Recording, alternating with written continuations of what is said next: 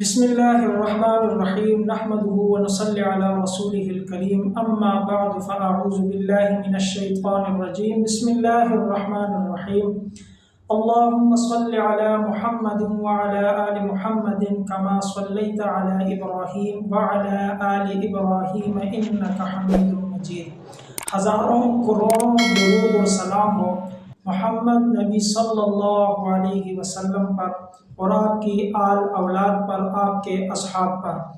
محترم خواتین و حضرات، ایک بھائی آیا، اس نے اپنا ایک واقعہ سنایا اور وہ واقعہ اتنا بہترین تھا، اتنا دلچسپ تھا کہ میں نے سوچا کہ یہ میرے سننے والوں تک بھی پہنچنا چاہیے۔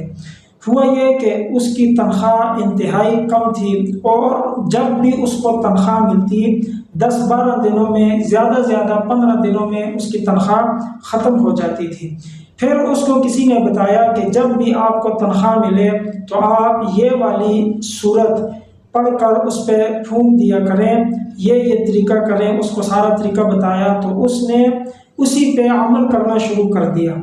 جب عمل کیا تو اللہ پاک نے اس کی تنخواہ میں اتنی برکت ڈالی کہ مہینے کے آخر تک اس کی تنخواہ پہنچ جاتی ہے۔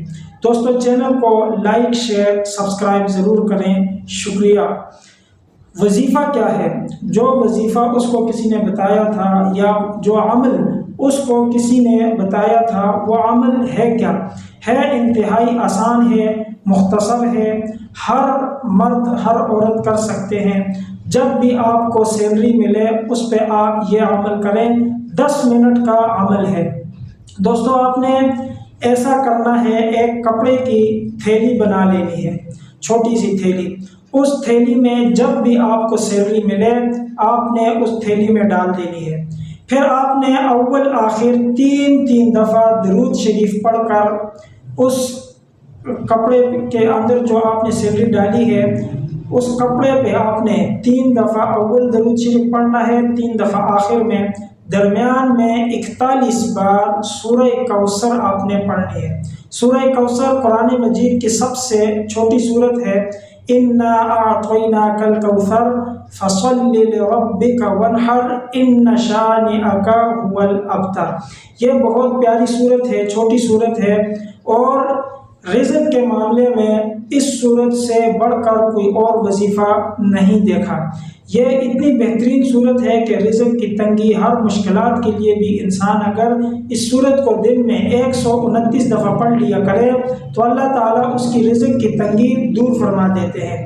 لیکن تنخواہ کے لیے یہ خاص وظیفہ ایسا ہے کہ آپ نے 41 دفعہ اس صورت کو پڑھنا ہے، اول آخر درود شریف پڑھ کے اس تھیلی پہ پھونک دینا ہے، اس پیسوں پہ آپ نے پھونک مار دینی ہے۔ پھر جب بھی آپ تھیلی سے پیسے نکالیں تو اس وقت ایک دفعہ یہ صورت آپ نے پڑھنی ہے اور دوبارہ پھر آپ نے پیسے گننے نہیں ہیں۔